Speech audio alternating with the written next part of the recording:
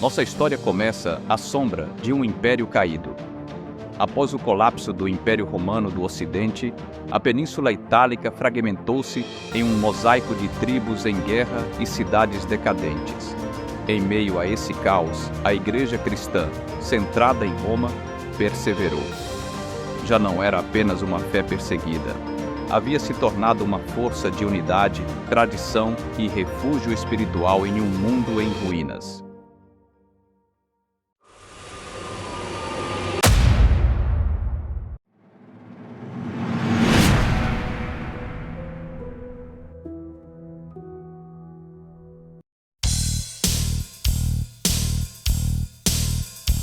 Poder, conflito, segurança. Quem realmente puxa os fios. Bem-vindo ao Cameleon, onde cortamos o ruído e dissecamos as forças que moldam o nosso mundo.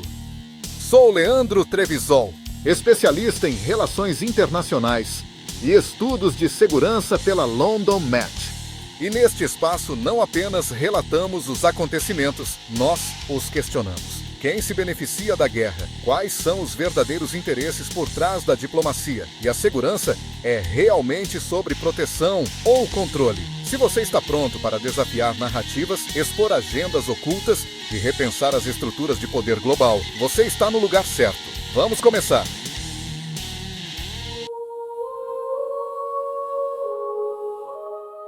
No século VIII, as tensões se intensificaram entre o Papa e o imperador bizantino por causa da iconoclastia, a destruição de imagens sagradas. Enquanto o Oriente buscava eliminar os ícones, Roma manteve-se firme na defesa da tradição. A resistência do Papa colocava em risco a aliança com o próprio império que deveria protegê-lo. Enquanto isso, os merovingios, governantes dos francos, haviam se tornado reis apenas no nome. O verdadeiro poder estava nas mãos de Pepino, o breve, major-domus, estrategista e filho de Carlos Martel. Ele buscava legitimidade e o Papa, proteção. Apoiarei a reivindicação de Pepino ao trono, encerrando efetivamente a linhagem merovingia. Em troca, Pepino terá que defender Roma. O Papa Zacarias tomou uma decisão histórica: transformar a fé em um Estado. O Império Romano do Oriente já não conseguia mais proteger a Igreja de Roma, e a visão ocidental do cristianismo se distanciava cada vez mais da oriental. Ao mesmo tempo, o reino dos Lombardos estava pronto para tomar os últimos resquícios de terra ainda sob controle oriental. Ficava claro que o Papa Zacarias precisava de um aliado forte, e ele o encontrou em Pepino, o breve. Enquanto isso, no Oriente, uma ameaça ainda maior estava surgindo. Após a morte de Maomé, o islamismo expandia rapidamente suas fronteiras, oferecendo um novo e poderoso desafio ao cristianismo. Você deve estar se perguntando, sério? Ele vai mesmo entrar na linhagem merovingia? Pura ficção? E sim, você estaria absolutamente certo. Quero apenas destacar o simbolismo. A Igreja Romana estava se afastando dos ensinamentos de Jesus e tentando construir seu império, não no céu, mas aqui no nosso mundo. O Papa tinha suas justificativas. Os lombardos estavam prestes a invadir. O Império Romano do Oriente havia se voltado contra o uso de imagens e ícones sagrados. E o mundo islâmico crescia com força avassaladora. Diante de uma ordem em colapso, o Papa tomou para si a própria fé, não para proteger o céu, mas para forjar um reino aqui na terra. Quando Pepino, o breve, derrotou os lombardos em favor do Papa, a Igreja Romana havia cruzado um limite. Ela já não era apenas uma comunidade espiritual. Tornara-se um poder temporal, possuindo terras, comandando exércitos e firmando alianças políticas.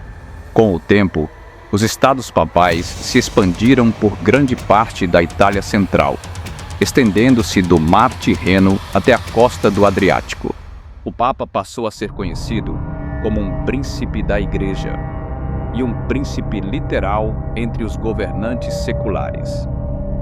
Por meio de governadores nomeados e administradores clericais, a igreja cobrava impostos, aplicava justiça e organizava o comércio. A estratégia era simples. Desde os tempos do Papa Zacarias, a Igreja Romana reconhecia a necessidade de uma força militar. Após quase 40 anos, ela buscava uma parceria ideal para oferecer-se esse apoio. A Igreja a encontrou no Reino Franco, que via como a continuação do legado romano. Essa aliança entre a Igreja e os francos lançou as bases para o que mais tarde seria revivido como o Sacro Império Romano, uma união de poder militar e autoridade religiosa, unida contra qualquer um que a desafiasse.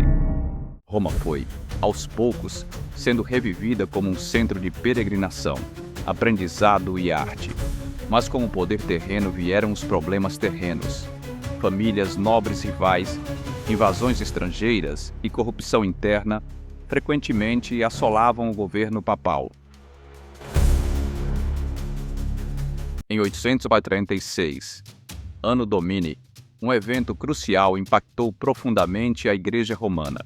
Após anos saqueando a costa sul da Sicília, forças sarracenas lançaram uma ousada incursão em direção a Roma.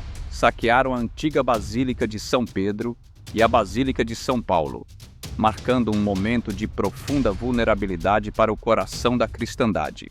Em resposta, o Papa Leão IV ordenou a construção da Muralha Leonina, concluída em 852 do ano do Nosso Senhor. A muralha cercava o Monte Vaticano e estabelecia a Civitas Leonina, um distrito fortificado criado para proteger a Basílica de São Pedro e sua área ao redor contra futuros ataques. O Ducado de Roma ainda não era o centro do cristianismo, mas com a ascensão do islamismo e a perda de Jerusalém e de territórios bizantinos importantes. As ações do Papa Leão IV, especialmente a fortificação das basílicas, marcaram um ponto de virada, consolidando a crescente centralidade espiritual e política de Roma na cristandade. Ao fortificar as principais basílicas de Roma, o Papa Leão IV iniciou o conceito de administração territorial, contribuindo para o desenvolvimento do cristianismo não apenas como religião, mas também como um Estado político. Ao fazer isso, ele também desempenhou um papel fundamental na defesa de Roma contra as incursões islâmicas vindas do sul. Entre 850 e 1040 Anno Domini, Roma tornou-se cada vez mais rica por meio da ampla posse de terras e da consolidação do poder eclesiástico. A formação dos estados papais fez com que o papado passasse a controlar vastas propriedades rurais em toda a Itália, especialmente no Lácio, na Úmbria e na Toscana. Camponeses locais trabalhavam essas terras e pagavam rendas em espécie, como grãos, óleo e gado, ou contribuíam com o trabalho em troca de proteção e do direito de cultivar a terra. Em toda a cristandade, os cristãos, especialmente o clero e as comunidades monásticas, eram obrigados a entregar uma parte de sua renda ou produção agrícola à Santa Sé. Esses dízimos eram coletados localmente ou enviados de regiões distantes, reforçando a autoridade espiritual central de Roma. Reis, imperadores e nobres ricos frequentemente doavam terras ou dinheiro à igreja para obter favores espirituais ou legitimidade política. Patronos imperiais notáveis, como Carlos Magno e Otão I, fizeram contribuições substanciais ao papado, ajudando a fortalecer sua influência temporal e religiosa. A peregrinação a Roma também desempenhava um papel econômico vital. Os peregrinos, que visitavam os locais sagrados, traziam renda direta para a cidade e suas igrejas por meio de oferendas, hospedagem e da compra de serviços religiosos e relíquias. Além disso, bispos e abades que administravam territórios papais eram obrigados a pagar tributos ou taxas à cúria romana, reforçando o controle hierárquico e gerando receitas adicionais. Embora de forma limitada, o papado também exerceu o direito de cunhar moedas em Roma durante certos períodos, especialmente sob o apoio imperial carolíngio e otoniano, afirmando sua autoridade econômica e simbólica.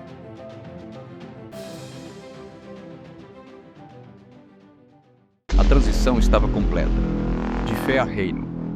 Ironicamente, o Papa passou a ser considerado o Rei dos Reis. Até onde a Igreja iria para se defender? Construiu um Estado, cobrava impostos, vendia seus serviços, desenvolveu a diplomacia e até emitiu sua própria moeda. A formação dos Estados Papais estabeleceu uma estrutura de poder duradoura, sustentada pelo monopólio espiritual e pela imposição da vontade de Deus por meio da força temporal. O poder territorial do Papa expandiu-se dramaticamente durante a Idade Média. Nessa época, grande parte da Itália central e meridional já estava sob o controle dos Estados Papais, estabelecendo o Papa não apenas como líder espiritual, mas também como uma força política de grande relevância. Mas em 1054, um momento decisivo redefiniu o mundo cristão, o Grande Cisma. Esse evento crucial dividiu o cristianismo em dois grandes ramos: a Igreja Ocidental, liderada pelo Papa em Roma, e as igrejas ortodoxas orientais, guiadas por vários patriarcas, especialmente o Patriarca de Constantinopla. Aquilo que um dia foi uma fé cristã unificada agora se via dividida, por teologia, política, idioma e séculos de tensões. O termo católico aparece já em 107 d.C., em uma carta de Inácio de Antioquia que escreveu: "Onde quer que o bispo apareça, ali esteja o povo, assim como onde está Jesus Cristo, ali está a Igreja Católica." Após o cisma, a Igreja Ocidental passou a ser cada vez mais chamada de Igreja Católica Romana, para distingui-la da Igreja Ortodoxa Oriental. Esse evento crucial deu à Igreja Romana uma identidade mais ampla e distinta, levando-a a se definir como Igreja Católica Romana, um nome que enfatizava tanto sua universalidade católica quanto sua autoridade central em Roma. Ao longo dos 262 anos seguintes, os Estados Papais não apenas enriqueceram espiritualmente e politicamente a Igreja Católica Romana, como também se tornaram um centro de atividade econômica. Por meio da cobrança de impostos, receitas comerciais, rendas fundiárias e dízimos, os Estados Papais acumularam riquezas que financiaram catedrais, universidades, infraestrutura e o medenato das artes. Cidades-chave como Roma, Bolonha e Ancona tornaram-se centros de comércio, administração e influência religiosa. Por quase 1000 anos, os Estados Papais sustentaram uma economia complexa, enraizada na agricultura, fortalecida pelas rotas de peregrinação e sustentada por uma burocracia em crescimento. Esse poder financeiro ajudou a construir o alcance global da Igreja Católica, reforçando sua autoridade não apenas na Europa, mas em todo o mundo cristão em expansão. Mas a glória não duraria para sempre. Entre 1798 e 1809, os Estados Papais começaram a ruir, não por heresia ou rebelião, mas sob a vontade de ferro de um único homem: Napoleão Bonaparte. Enquanto os canhões do Império rugiam por toda a Europa, os territórios do Papa foram sendo tomados, pedaço por pedaço, até que o outrora poderoso domínio da Igreja deixou de ser governado pela cruz e passou a ser governado pela espada. De Pedro ao Império, do Império ao Estado, o legado dos Estados Papais.